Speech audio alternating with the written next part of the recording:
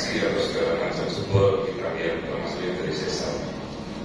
Jadi objektifnya kita mengenali gambaran fisiologis polusi udara yang paling penting pada masa temporalis, mengenali gambaran patologis, normal, kemudian endometriumnya bagaimana, kita bisa melakukan terus melihat betul sebagai gambaran seksual atau postpartum hemorrhage. Awalnya berdasarkan gambaran anatomi histologi saat ibu postpartum yang meninggal, ya jangan sampai kondisi itulah. Kemudian kita melihat evolusinya dan beberapa reaktor ini bagaimana nanti kalau kemudian ASI atau ada berat yang akhirnya terlalu besar, ya. Terus bagaimana kita melihat gambaran udara nanti akan kita tampilkan beserta kondisi-kondisinya. Jadi pengertian postpartum itu adalah periode 6-8 minggu setelah melahirkan, di mana anatomi dan fisiologisnya dari kondisi tidak hamil, ya. Kadang terjadi overlapping antara gambaran fisiologis dan patologi, tidak terlalu saya terus lebih lanjut. Yang paling penting kita mengukur kembali ukuran panjang, lebar, tinggi, bentuk, posisi uterus kita lihat ulang. Kemudian bidang fungsi sagital, koronal dan transversal. Nah seperti ini ya, bagian longitudinal memanjang, koronal tegak lurus, transversal, ya. Teman-teman harus bisa menguasai 3 bagian ini. Nah kemudian awal perlu kita bisa melakukan deskripsi abdomen karena masih besar, leher masih terisi. Kita tekan prop dengan gentle, ya. Kemudian kita lakukan sambil kontraksi terus itu idealnya. Tapi kalau kemudian sudah masa akhir puerperio, kita biasanya lakukan yang berasal tidak karena air sudah muncul. Ya apalagi kita punya kalau double, ya untuk melihat apakah ada endometritis atau yang lain. Nah ini perubahan fisiologis uterus postpartum yang menurut secara progresif. Kemudian ada kondisi di mana ada kadang-kadang aktivitas pembekuan darah di dalam, ada juga kompresi vaskular karena kontraksi uterus, kadang-kadang juga terjadi darah tertampung di dalam. Nah, 3 hari pertama postpartum, kontraksi dari korusan dari posisinya yang realis saja, tidak akan saya bahas lebih lanjut. Nanti kita lihat gambar-gambarnya. Ini pada minggu kedua terjadi perubahannya menjadi lebih populer, ya. Ini yang saya bahas lebih lanjut. Nah, kita akan lihat nanti dari posisi antefleksi menuju retrofleksi kita ukur, ya. Nah ini perubahan dari minggu keempat, ini teman-teman bisa lihat. Kemudian perubahan dari minggu ke-8, evolusinya sudah komplit. Ukuran terus kembali sebelum hamil. Kemudian seperti pada kondisi pada seluruh populasi. Nah, meski kalau double, kita bisa melihat pada awal postpartum masih ada vaskularisasi, dia biasanya disebut venous. Dia akan menghilang pada kira-kira minggu kedua, minggu 3. Nah pada puerperio kebalikan dengan kondisi hamil, ini terjadi resistensi vaskular arteriodarnya mulai meningkat lagi. Ya seperti tadi dokter tadi kan kalau melihatkan posisi bagaimana posisi preeklampsi, kemudian harus darahnya menurun. Kalau sudah postpartum harus darahnya meningkat lagi, ya kembali ke masa sebelum hamil. Nah saat awal postpartum sering tampak prediastolis, tidak akan hilang jelas. Nah kemudian gambar USG ini awal postpartum, uterus kontraksi untuk menghilangkan perdarahan. Kita bisa lihat gambaran ini antara posterior menebar.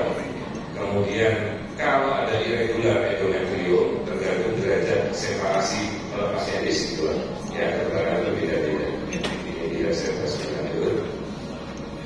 Ukuran tebal endometrium kadang-kadang dalam kasus endometritis dia menebar. Diukurnya antara posterior pada lidah longitudinal memanjang. Awal puerperio kamu nipis, ada kontraksi. Kemudian kalau ada tebal ada sisa jaringan vesikular. Kalau normal memang selalu ada jaringan sisa, ya. Ini bisa kita lihat. Nah, ini pada pembagian pada masa postpartum awal, tengah, dan postpartum akhir. Ya, mudah-mudahan nanti bisa diberikan beberapa. Nah, ini kita bisa lihat bagaimana perbedaan dari endometrium, vascularis, kamu ya. Pada endometrium postpartum awal itu ya, dia masih ada udara kadang-kadang. Nah, kalau pada akhir lapisannya sudah baru tipis, ya, biasanya seperti itu. Nah, sekarang gambaran evolusi rahim pada kasus sesar sampai dengan 2-3 minggu ini pada saat pasien kontrol pada sejawat, ya. Daerah incisi SDR biasanya menjadi gambaran hipoekoik antara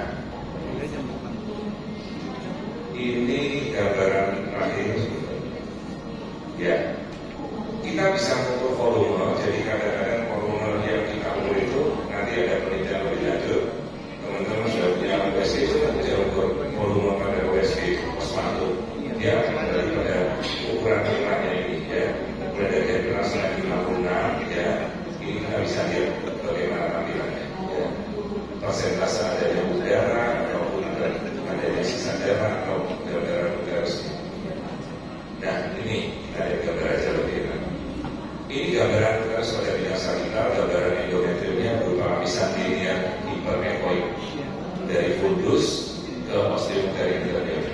Tidak karena cairan masuk masa. Ini gambarannya normal ya, ini teman-teman kalau udah lihat. Cuma apakah rekan-rekan kalau setelah postpartum dapat nggak pasiennya kembali untuk kontrol? Kita tidak tahu nih. Termasuk kalau sesar, biasa kita BPJS kembali ke pasien dari kalau kontrol misalnya sampai masa selesai. Ya, ini juga tampilan cairan endometrium minimal di kamu dari tampilan yang normal sekali, ya, seperti ini. Nah, ini juga sehingga saya di pasien postpartum normal. Kadang-kadang kasus-kasus seperti ini proses ya normal. Kasus-kasus postpartum seperti ini biasa waktu itu masih saya di rumah sakit kabupaten yang saya bisa dapat kasusnya termasuk metritis, stadiometria semuanya ada. Tapi kalau sekarang saya sudah di swasta jarang sekali saya temukan ya kondisi-kondisi aneh-aneh. Makanya banyak sekali simpenan kasus-kasusnya udah hampir 10-an tahun. Nah ini kalau awal normal postpartum daerah uterocervical junction TOI dan kanal septic tanpa masalah ini ya ini clotting, ini bukan perdarahan, ini hanya bekuan darah saja, nggak bisa disuruh lepas. Kadang-kadang kita kasih uterotonik keluar ya jangan panik gitu dan seperti ini. Nah ini gambaran peningkatan vaskuler di miometrium normal awal postpartum. Dengan kalau double, biasanya vaskularnya meningkat, tipenya vessel ya. Ini juga kasus-kasus di rumah sakit kabupaten. Kalau rumah sakit swasta jarang deh kita lakukan. Pasien mau kita transfer ginjal juga nggak nyaman ya kalau postpartum, apalagi kalau di swasta. Nah ini kasus-kasusnya kayak di rumah sakit daerah dulu. Masa hiperekoid di kampung uteri, kadang-kadang ini hanya protein biasa saja, tidak ada apa-apa di situ. Nah, kalau ada fokus hiperekoid disertai masalah kadang-kadang hati-hati, mungkin itu fokus infeksi ya. Teman-teman bisa lihat, biasa kita kasihkan itu nama terapi yang antibiotik aja. Nah, seperti ini. Biometra.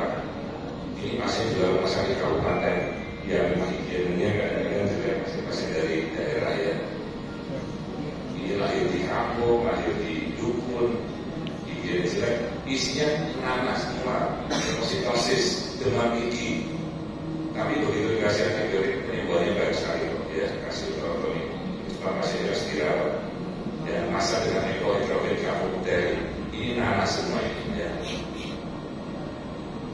Nah sekarang ini endometrial strike, gambaran endometrial normal tanpa masa maupun cairan bebas di di cairan daerah tidak normal.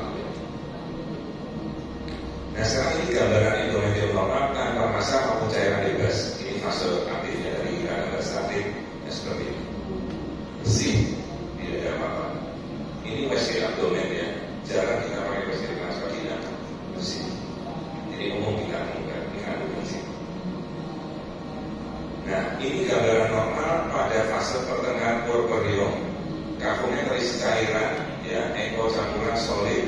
Kadang juga menyebutkan pada placental site ya, di sini daerah placental site. Nekrosis cardiovaskular pengeluaran logia biasa sekitar pertengahan masa puerperan, ya, itu masih normal. Nah sekarang gambarnya bisa muncul pada kondisi normal udara. Kadang-kadang ada campuran dari usus juga, ya, diturunkan dengan gambaran reverberasi. Kemudian keadaan normal gas bisa tampak, tapi menghilang dua. Tidak selalu gambaran gas karena ada sisa membrana lapisan dari placenta. Kemudian gambaran cairan debris sering tampak pada saat masa-masa evolusi, terutama daerah servikal dan pada masa pertengahan puerperium. Nah, ingat-ingat gambaran patologis RPOC, Retained Product of Conception, sisa placenta, membrana, berakibat atonia, endometritis, antrovenous malformation, ya, perdarahan, retensio urin. Nah, retained product of placenta, istilah non-spesifik menunjukkan adanya jaringan sisa konsepsi, sisa janin, bisa placenta setelah persalinan atau abortus. Paling sering post abortus, ya. Gejala kliniknya perdarahan pervagina, blokia betul, demam dan nyeri abdomen. Dapat menyebabkan perdarahan. Tapi untuk diagnosa baik HPV, kita bisa pakai untuk diagnosa aplikasinya dengan USG. Ya, nama masa sisa jaringan yang kemudian subevolusi. Faktor resiko HPV primer, paling sering post manual placenta, itu bisa bikin RPOC, penyebab tersebut pasien masuk kembali habis pulang, ya. Kuretase pilihan pertama, tapi hati-hati jangan sampai ternyata itu AVM. Akhirnya venous malformation tidak kuret jebol. Pada 63% kasus tidak akan kuretase, tapi ada resikonya banyak, ya. PA jaringan tidak selalu tanpa jaringan placenta. Kadang-kadang jaringan nekrotik saja. Resiko kuret pada perdarahan, hati-hati perdarahan, perforasi paling sering, infeksi, ADC, peningkatan risiko histerektomi, ya. Nah, gambaran USG sisa placenta tidak selalu mudah, tergantung sangat postpartum awal atau lambat. Dan gambaran sisa placenta bisa berupa masa hiperekoik paling sering. Kemudian di situ ada darah, protein atau radang, ya. Bisa kita coba dengan kalkulasi nanti. Nah, ini gambaran epilosit post kuretase, return product of conception. Ini masih ada sisa-sisa, ya. Biasanya ini tidak kita kuret lagi, cukup kita berikan tonik, dokternya diaktif, ya kadang-kadang. Tapi kalau sudah tidak ada sesuatu, kita berikan antibiotik, selesai, ya. Jangan terlalu agresif. Nah, masa hiperekoik di kampung dari biasa hari ke-7 itu postpartum normal, tidak ada masalah. Selanjutnya makin menghilang, tapi bila ada masa hati-hati, kemungkinan perlu intervensi yang lain. Epilosit dengan produk konsensi evolusi non spesifik ada masa dan peningkatan vaskularisasi, ya. Seperti ini menempel pada dinding endometrium. Ini tidak saya bahas bagaimana kecepatannya. Kita lihat aja seperti ini. Coba tanyakan dokternya, ada vaskularisasinya meningkat, sisa placenta, mungkin air diukur, tersisa dalam. Ini kalau kita ukur, kita lihat grafik ini 1 cm, 1 cm, 1 cm. Ini berarti kira-kira ada sampai 6 cm. Ini terus postpartum dengan sisa placenta dari dalam, ya. Biasa kalau tidak mungkin lagi kita ya kita kuret, ya, ini harus kita bersihkan. Ya. Materi hiperekoik, hidrogen, tebal di kampung dari, ya. Ya seperti ini, kita di endometrial spine, dari tiga endometrium, tanpa masa jangan bebas. Ya. Ini gambaran masa hiperekoik di kampung dari bagian atas. Awalnya menunjukkan simple pattern evolusi yang menyebar. Satu ujung-ujungnya karena ego yang makin kuat pada sisa jaringan placenta tertinggal. Kecil saja seperti ini, placentanya tertinggal. Biasanya kita lakukan dengan kuretase sederhana cukup, ya. Umumnya pada kasus-kasus Afrika seperti ini. Nah ini kita yang produk placenta juga seperti ini, yang ada jaringan dengan vaskularisasi yang meningkat. Biasanya ini kondisi dan produk of conception. Kembali kita lihat ini daerah sini peningkatan vaskularitas mengindikasi dari return product of placenta. Ya, ini sekali lagi ini pasien-pasien di rumah sakit kabupaten ini. Placentanya gede banget ketiga. Jelas kalau kita di swasta kita alami seperti ini, pastinya sudah deg-degan sendiri, ya. Ya, ini satu lagi, ini kasus dulu zaman saya masih di RSU. Ini kasus yang masih saya save tahun 2012. Di dalam rahimnya saya temukan kayu. Kayunya digulung di dalam laki-laki. Dokter Fauzi belum masuk dulu, Dokter Fauzi. Anak saya di RSU. Sekarang saya sudah pensiun. Ini saya temukan return product of placenta di dalamnya ada kayunya 2 tadi. Oleh itu pun digulung-gulung. Tanggung saya dimasukin. Ini tahun 2012. Ini video-video lama nggak mungkin kita temukan di swasta, ya. Nantikan dulu budaya yang berbanyak. Oke, arterial venous malformation, hati-hati. Ini menyerupai aliran darah yang sangat-sangat masif, sistolnya tinggi, resistensinya rendah. Insidennya jarang tapi ada. Ya, biasanya mengedam atau air didapat karena trauma. Kita terlalu agresif atau melakukan kuret, operasi terus atau biasanya sabarkan kuret. Diagnosanya sukar, tapi perlu menghindari perdarahan. Terapi paling sering embolisasi. Tapi kalau tidak punya, kita tidak ada radiologi intervensi, histerektomi. Seperti ini, pos sesar 1 bulan di luar, lagi-lagi di rumah sakit kabupaten, kami yang selalu terima sisanya. Ini kita lihat awalnya dia seperti pembuluh darah kecil, ini dalam kondisi lain, berdarah melulu, aspeknya sudah negatif. Ya, ini aliran darah, dan begitu aliran darahnya ini sesuai dengan nadi ibunya, ini arteri, tembus dari keluar sisi kanan, ini maju ke arteri uterina. Ya, ini sabab dari arteri uterina, ini arteri venous malformation. Untungnya tidak dikuret, jadi langsung dikirim. Ya, Pak boleh buat kita lakukan hysterektomi. Ya, hati-hati, ini pembuluh darah utamanya berdenyut. Bayangkan kalau dikuret jempol, ya, seperti itu. Ini arteri venous. Kemudian arteri venous PS retemporal ovacenta vasovagal meningkat. Ini perbedaannya.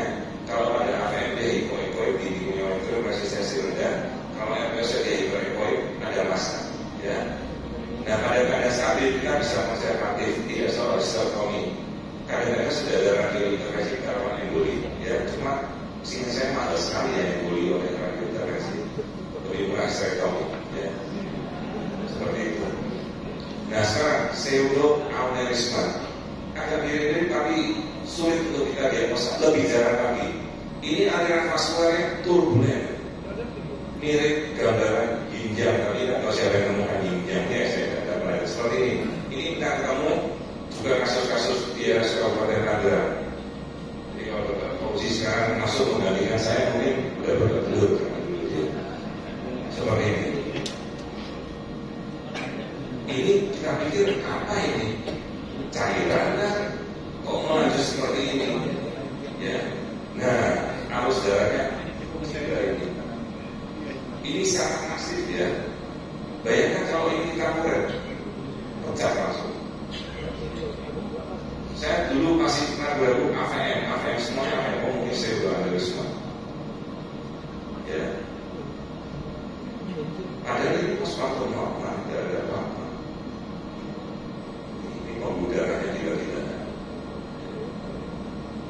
Mungkin kalau di emboli mungkin akan lebih baik, tapi ya sudah kita bisa ngerti, nggak mungkin kita pertaruhkan untuk nyawa pasien dengan emboli. Ya, ini kasus-kasus AVM.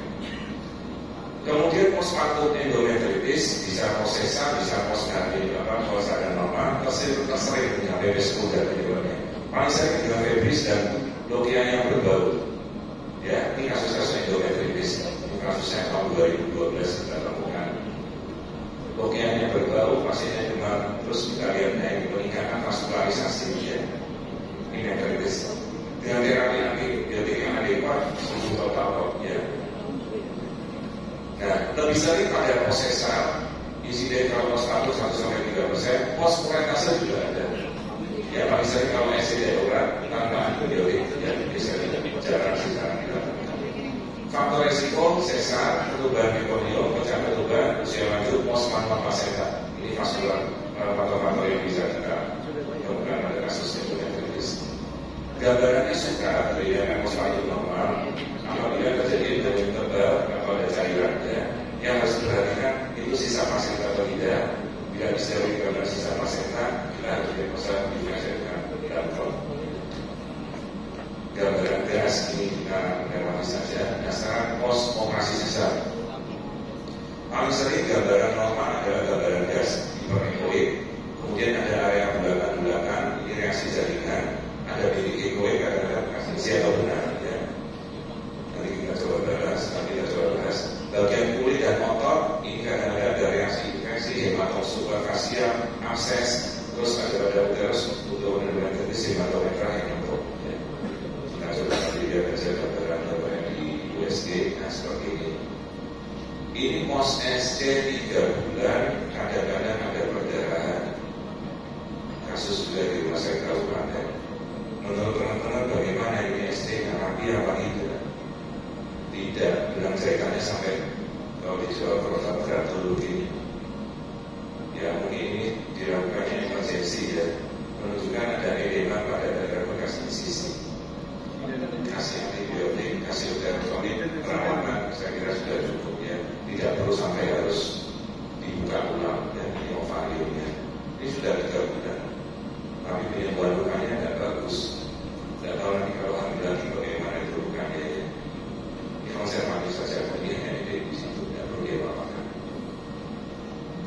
Terus ini juga pos sesar dengan materi jahitan masih normal ya, ini kasus normal saja.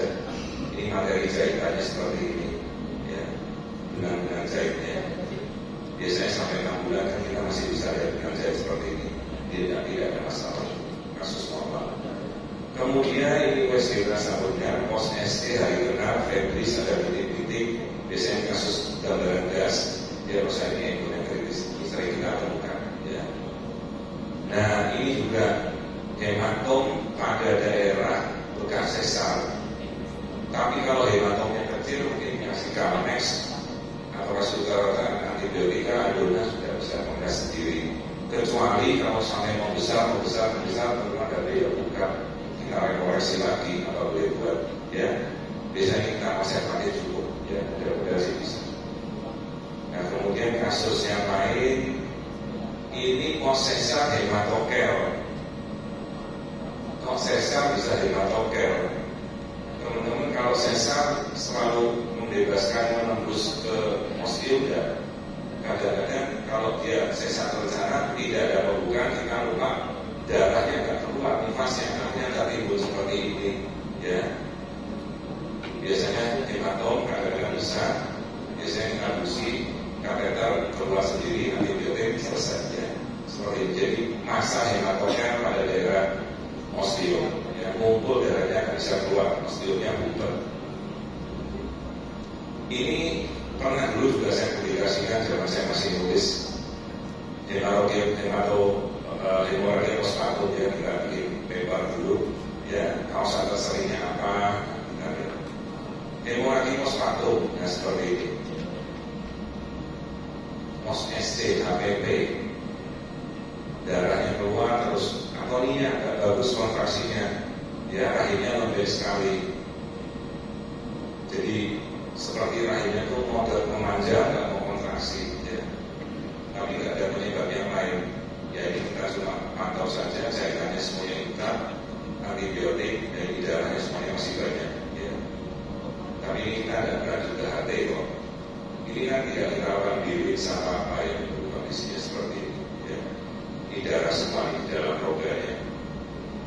Kita bersihkan, keluarkan, kasih uterotonik, dan small cell di dalam rongga rahimnya.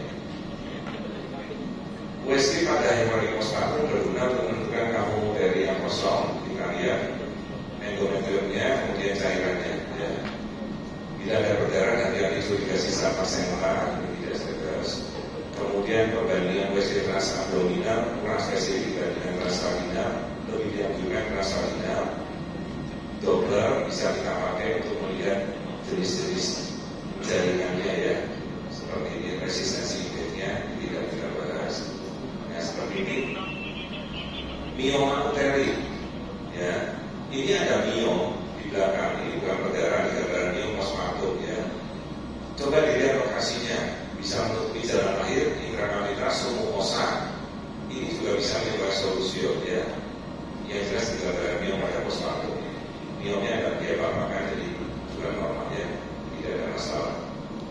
Kemudian ini mioma uteri postpartum.